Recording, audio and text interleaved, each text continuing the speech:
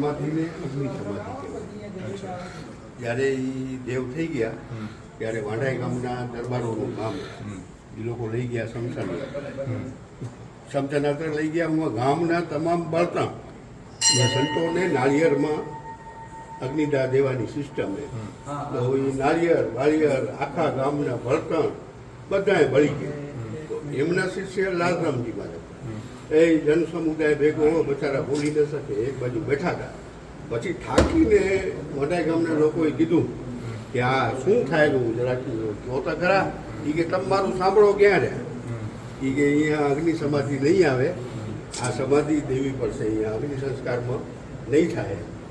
પછી અહીંયા લઈ આવ્યા, શરીર ઉપર કોઈ દાગ નહીં, આખા ગામના લાકડા મળી ગયા, આખા ગામના લાકડા. સાહેબ 10 ઊંટ ગાડી નાળિયેરની હતી તે વખતે, અને સંતોને ના, જેમ કે બાપા કહે છે એમ ના પાડવામાં આવી, છતાં પણ તે વખતના સંત સમુદાયને બધા માન્યા નહીં.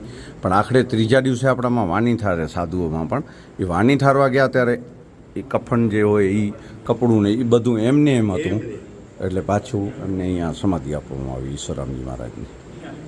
અને સુથરી ગામમાં એમણે મરેલા રાજગોરના દીકરા રણમલને જીવિત કર્યો છે. કચ્છના ઘણા સંતો એમની સાથે હતા.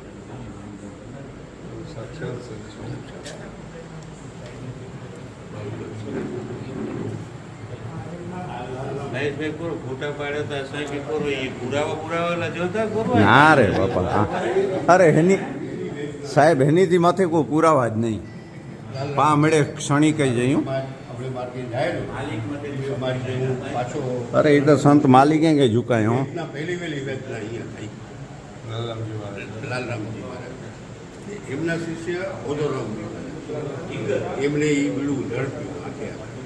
એટલે ઓદોરામજી મહારાજે ખાલી પાટીદારોને નહીં, 18 વરણ એ મુસ્લિમો તરફ બધા જઈ રહ્યા હતા. એમને આખે આખું રૂપાંતરિત કચ્છને જો બચાવ્યું હોય ને તો આઈકોન કચ્છના તમામ હિન્દુ માટે આઈકોન હોય તો ઓદોરામ. સાહેબ બીજી વાત આની સાથે જોડું. ઓધોરામજી મહારાજની જેટલી જનસભાઓ થતી હતી તે વખતે ધર્મસભાઓ, એમાં પાછળ વીર સાવરકર હતા એમના આઇકોન. અને જે આપણા પ્રથમ RSSના વડા ગુરુજી, એ ગુરુજી અને પાંડુરંગ શાસ્ત્રી ત્રણેયની ઈશ્વરાશ્રમમાં મિટિંગ થઈ ગઈ છે તત્કાલીન સમયમાં. લાલરામજી મહારાજ ઢોલિયો હરિયા સંપ્રદાયમાં ઢોલિયાનું લાખો કાયમ માટે આ બધી વર્ષમાં અમે કર્યું આ ઢોલિયો. કેટલા વર્ષ થઈ ગયા આ ઇતિહાસને સમજી લો ને 150 વર્ષ. 125 વર્ષ આ દ્વારાની થયા છે. ટોટલ 350 વર્ષ. 3 સાધુ ત્યાં હતા.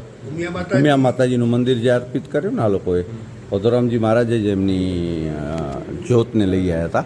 પછી ત્યાં એ અર્પણ કર્યું પાટીદારોને શાંતિરામજી મહારાજે. પણ એના પહેલાં 3 સંત વિયારી સાહેબ જેમણે આ સ્થાપિત કરી અહીંયા હરિહર પરંપરા, અને શ્યામસાગરજી મહારાજ જે પ્રજ્ઞાચક્ષુ હતા અને એના પછી ઈશ્વરરામજી મહારાજ 3 ત્યાં હતા. અને લાલરામજી મહારાજે એમના ગુરુ ઈશ્વરરામજી મહારાજના નામથી આ ઈશ્વરાશ્રમ 1.25 શતાબ્દી વર્ષ ચાલી રહી છે. સાહેબ માતાજીનું મંદિરની સ્થાપના કરી અને આપણી સમાજને એ સુપ્રત કરી ગયા. અત્યારે પીટીઆરમાં જમીન બધી ઈશ્વરાશ્રમના નામે. હા, દત્તરામજી મહારાજ મોહનદાસના ગુરુ, અત્યારે જે ગાદીપતિ છે એમના ગુરુ આગળ. અને દેવા સાહેબ છે ને એના દ્વારકાપીઠથી શંકરાચાર્ય હર્ષુલ સ્વામી હતા, એમનાથી દીક્ષા લઈને આ હરિહર પરંપરા ચાલુ કરી. એ મૂળ ગાડી આપણી હમલામાં. અને આવા એમના સંતો શિષ્યો બધાના થતા ગયા. એમણે અલગ અલગ 52 દ્વારા કર્યા. એમાં દેવા સાહેબનો એક દ્વારો કરાચીમાં તે સમયે હતો.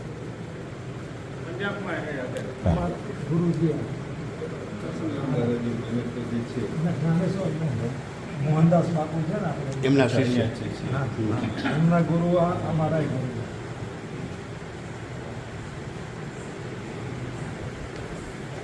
એસટી ટિકિટ આવ્યો. એસટી ટિકિટ એની મજા ના હતી.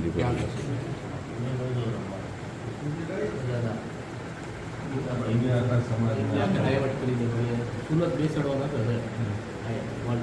ટાઈમમાં, ત્યારે આખું ડાયવર્ટ કરીને લક્ષ્મીનારાયણ લઈ ગયું.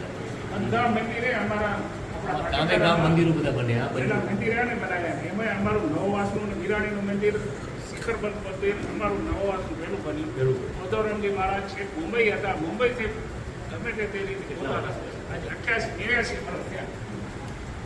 એ હમણાં છે ને સર આ રહે ને આ ઉધોરામજી છે ને સર, ઉધોરામજી મહારાજના શિષ્ય આ દયાલરામ. એ અમારા બાપુજીના ગુરુ છે. એમના શિષ્ય શાંતિરામ આ પાટીદાર હતા. એમના ગુરુ અમારા ભાઈ છે, અમારા સત્સંગરામજી, અમારા દીકરાઓના મોહનદાસ બાપુ. એક પાટીદાર સમાજ જ છે સાહેબ કે આ પરંપરાના 7 પેઢીઓના સેવકો પાટીદાર સમાજમાં જ છે. બીજા સમાજોમાં છે પણ એ કન્ટિન્યુટી નથી રહી. પાટીદાર સમાજમાં આજ સુધી મોહનદાસ બાપુ સુધી જળવાયેલા છે.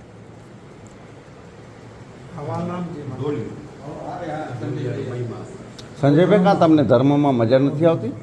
આવો ભેગા ઉભા રહો. તને એવું લાગે ભાઈ મોટા ફોટા પાડવા દે પાડવા દે ને તમે વાંધો શું તને? હા તો આવો ભેગા આવો અહીંયા સાહેબ પાસે ઉભા રહો.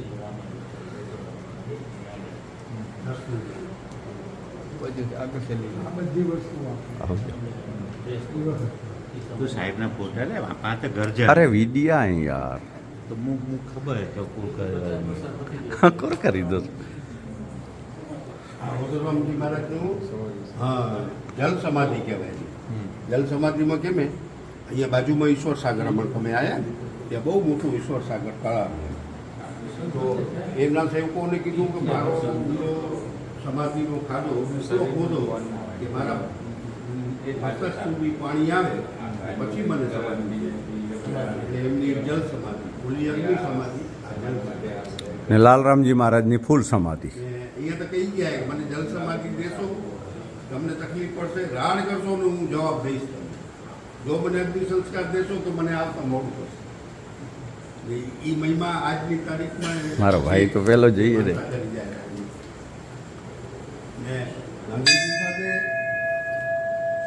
સાથે પ્રથમ 200 વિદ્યાર્થીઓ દેવાવાળા વડોદરા.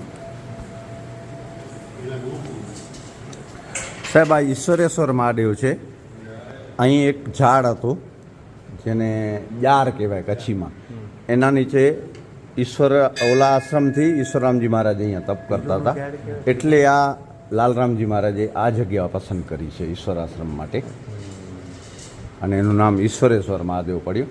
અને એમ એ કહી ગયા હતા કે મારી સમાધિ આ મંદિરની સન્મુખ આપજો, એટલે એકદમ સન્મુખ છે. પીલુંનું ઝાડ કહેવાય. હા એ પીલુંવાળું પીલું ઝાડ કહેવાય. હા એ પીલુંવાળું ઝાડ.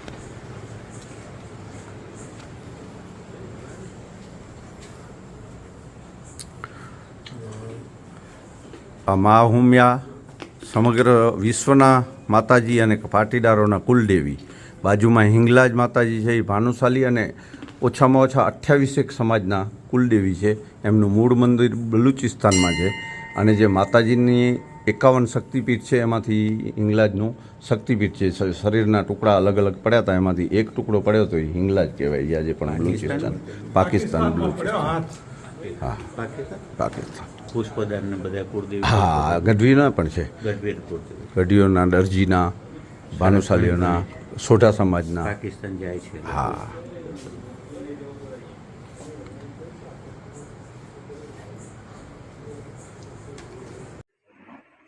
સાચા સંતો જેમણે તમને વાત કરી, સાચા સંતોની સુધી તમને તમે હાથો કરો ને તમને વાહ વાહ બોલો માત કી જય.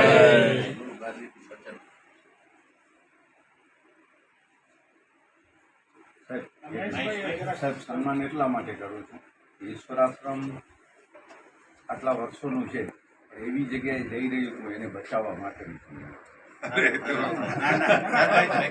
આવનાર પેઢી દુઃખી થઈ જાય, બચી રહી છે ખોટા લોકોના હાથમાં. તમામ જે ન જવી જોઈએ અને કાલે ન જવી જોઈએ એ આપણા બધાની એક જવાબદારી છે. આ ઓધોરામજી મહારાજે જે વિહારી વિલાસ ભાગ 1 અને ભાગ 2 બનાવ્યું હતું, મને તો ઓલી પાસે આ પીડીએફ હતી, એમાંથી કાલે તૈયાર કરાવી છે, તમે આવવાના છો એટલે. અને આ કરશનરામજી મહારાજે 3જો ભાગ કર્યો છે, ધીરે ધીરે જ્યારે સમય મળે બે બે પાના એટલે વાંચો સાહેબ આ છે ને બધું આવી જશે હરિહર સંપ્રદાયનું સંવિધાન સંપૂર્ણ આપણને હું અત્યારે ટૂંકમાં કહી નહીં શકું પણ ધીમે ધીમે બે બે ચાર ચાર પાના વાંચશો આ સનાતન ધર્મનું સંવિધાન. બોધોરામ મહારાજ કી જય. આજ આપ પધાર્યા ને આનંદ એટલે સુખદ આનંદ. ખૂબ આગ્રહ હતો મોડું થયું હતું છતાં પણ મેં કીધું ના વાંધો નહીં એક સાથે ગુરુ ગાદીના દર્શન કરી લઈએ.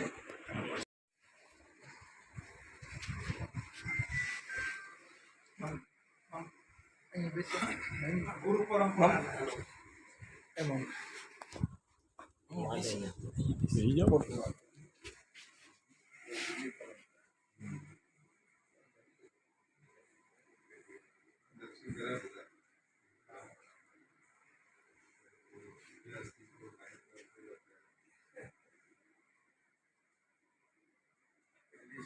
ઈશ્વર આશ્રમનું નામ સાંભળ્યું એટલું ભૂખાઈ રોજ બપોરમાંથી એ જ કામ કરે શું કે લગભગ ત્યાં એમની હાજરી લગભગ 80% જેવી સંસ્થામાં હોય અને લગભગ ઈશ્વર આશ્રમની ચિંતા જે છે ને સાહેબ સેવાની વાત કરી ને મારે